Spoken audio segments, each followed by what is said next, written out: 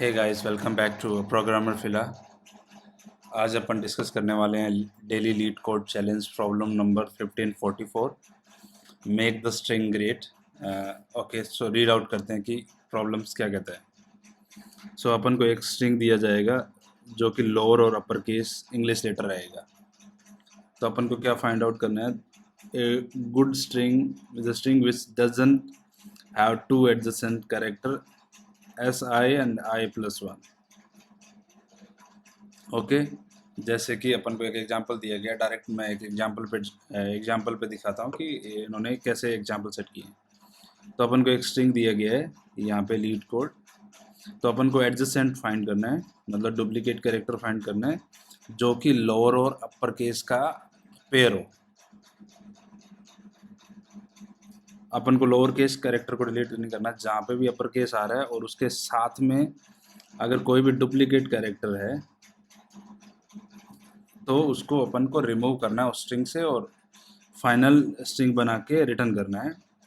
तो इसके अंदर क्या किया, जैसे लीड कोड था, लीड कोड के अंदर उन्होंने क्या किया, एल को पिक किया, कंपेयर किया नेक्स्ट एलिमेंट के साथ में, आई प्लस के साथ में सेम नहीं है तो मैंने नेक्स्ट वाले पे गया, जीरोथ पे गया, जीरोथ पे चेक किया नेक्स्ट वाले को, यस नेक्स्ट वाला डुप्लीकेट है।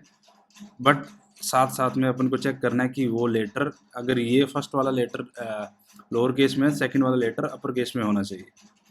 तो मैंने चेक किया कि हाँ अपर केस में है। तो अपर केस अपन कैसे चेक करेंगे, तो अपन अपर केस की आस्क की वैल्यूज़ निकालेंगे, अपर केस और लोअर केस की आस्क की वैल्यू निकालेंगे। जैसे ए की आस्क की वैल्यूज़ 97 है, सिमिलरली कैपिटल ए के 65 है।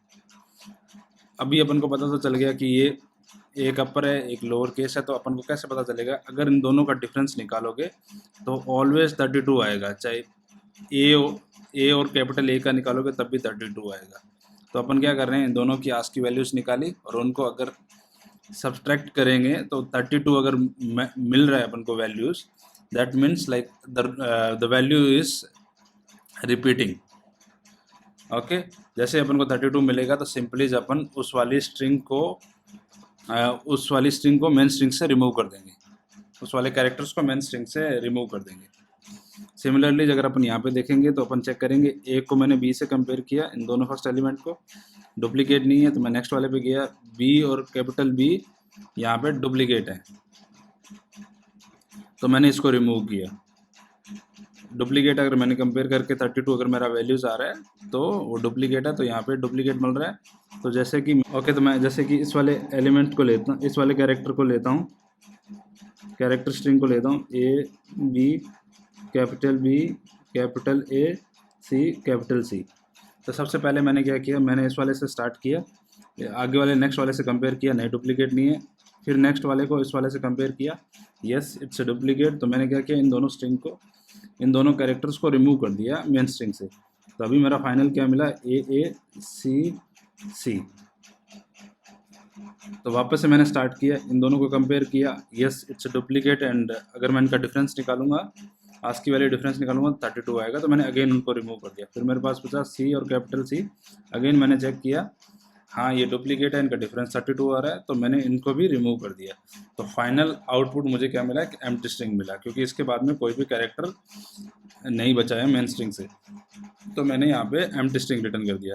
सिमिलरली एस के केस में मेरे को कोई भी कैरेक्टर डुप्लीकेट नहीं है तो मैंने सेम ही स्ट्रिंग को रिटर्न कर दिया। ओके, तो ये अप्रोच रहेगी। तो इस वाली प्रॉब्लम को सॉल्व करने के लिए दो अप्रोचेज है। तो पहला अप्रोचेज है रिकर्सिव अप्रोच।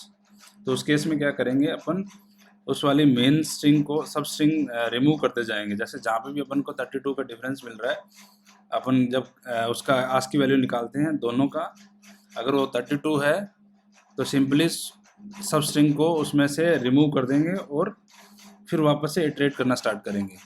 तो ये रिकर्सिव अप्रोच चलेगा। तो कैसे करेंगे रिकर्सिव अप्रोच, अभी यहाँ पे एक एग्जांपल मैंने लिया हुआ है।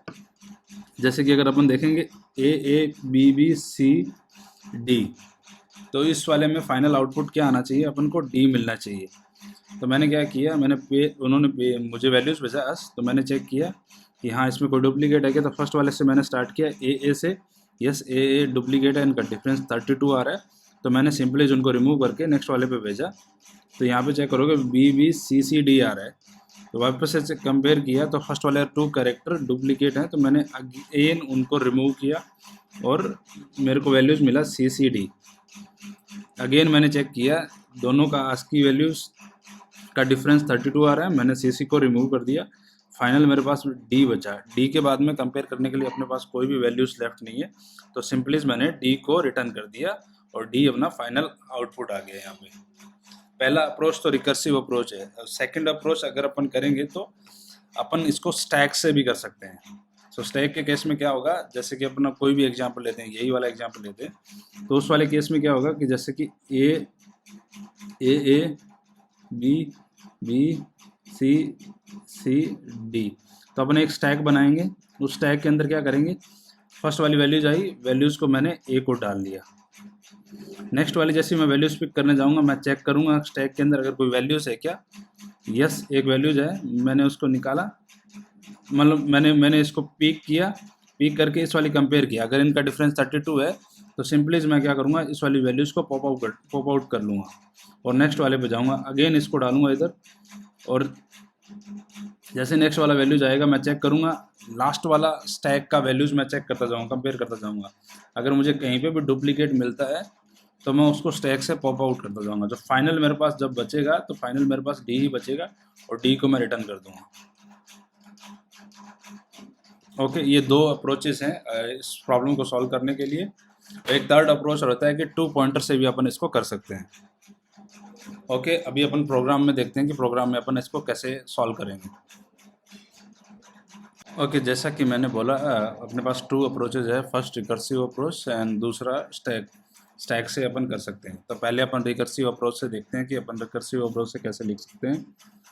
तो मैंने क्या किया कि मैंने इटरेट स्टार्ट किया, स्ट्रिंग में जो भी कैरेक्टर्स है उनका इटरेशन स्टार्ट किया, कहाँ तक, -1 तक, बिकॉज मेरे को नेक्स्ट वाला एलिमेंट भी कंपेयर करना है, तो इसलिए मेरे को एक कैरेक्टर कम इटरेट करना है, क्योंकि यहाँ पे मैं i+1 भी कर रहा हूँ। ओके, तो उस केस में मेरे को एक इटरेशन कम चलना है।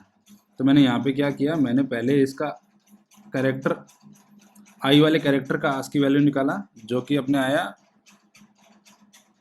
Depend on the values. अगर स्मॉल लेटर है तो इस केस में 97 आया, अगर कैपिटल लेटर है तो उस केस में 65 आया, और दोनों को वैल्यूज़ को मैंने सब्ट्रैक्ट कर लिया। अगर उसका वैल्यूज़ 32 आ रहा है, 32 आ रहा है, तो उस केस में मैंने क्या किया कि वापस से उसी मेथड को कॉल कर दिया, कहाँ से, कॉन्केट कर दिया उस स्ट्रिंग को, जो भी कैरेक्टर्स हैं। जैसे कि अगर कैपिटल ए और स्मॉल ए है तो उस केस में मैंने उस वाले कैपिटल ए और स्मॉल ए को मैंने रिमूव कर दिया और उस वाली स्ट्रिंग को, रिमेनिंग स्ट्रिंग को मैंने वापस से सेम मेथड में पास कर दिया, और इसको इटरेट करता जाऊंगा जब तक कि मेरे को कोई भी कैरेक्टर डुप्लीकेट ना रहे उसके अंदर जिसका डिफरेंस 32 हो। जैसे फाइनल मेरे को वैल्यूज़ मिलेगा तो मैं उस वाली वैल्यूज़ को रिटर्न कर दूंगा। तो ये हुआ रिकर्शन अप्रोच। तो सेकंड अप्रोच में क्या करेंगे अपन, मैंने एक स्टैक बनाया जिसके अंदर कैरेक्टर एलिमेंट मैं स्टोर करने वाला हूँ, कैरेक्टर स्टोर करने वाला हूँ। मैंने स्ट्रिंग को इटरेट करना स्टार्ट किया कैरेक्टर एरे के अंदर कन्वर्ट करके, और यहाँ पे चेक, फर्स्ट वाली कंडीशन पे मैंने चेक किया कि स्टैक एम्प्टी, अगर स्टैक एम्प्टी है इनिशियल टाइम में, ये एम्प्टी रहेगा तो सिंपली मैं उस वाली कैरेक्टर को ऐड कर दूंगा स्टैक के अंदर। अगर कैरेक्टर ऑलरेडी अवेलेबल था उस केस में मैं क्या करूँगा, स्टैक से लास्ट वाला एलिमेंट निकालूंगा और उस वाले कैरेक्टर से कंपेयर करूँगा। अगर उन दोनों का डिफरेंस 32 आ रहा है तो उस केस में मैं सिंपली पॉप आउट कर दूंगा उस वाले एलिमेंट को स्टैक से। इसका मतलब ये है कि मेरे को वो डुप्लीकेट एलिमेंट मिल गया है, तो मैंने सिंपली पॉप आउट कर दिया। अगर डुप्लीकेट एलिमेंट नहीं है तो सिंपली मैं इंसर्ट कर दूंगा। जैसे ही मेरे पास एक फाइनल स्टैक जो मिलेगा after removing all the duplicate element, उस केस में क्या करूँगा, मैं एक स्ट्रिंग बिल्डर बनाऊँगा जिसके अंदर मेरे को स्टैक की सारी वैल्यूज़ को इंसर्ट करना है और स्ट्रिंग को रिटर्न करना है। तो मैंने यहाँ पे क्या किया, स्टैक को तब तक चलाऊँगा जब तक कि एम्प्टी ना हो जाए और मैं उसकी वैल्यूज़ को अपेंड करता जाऊँगा।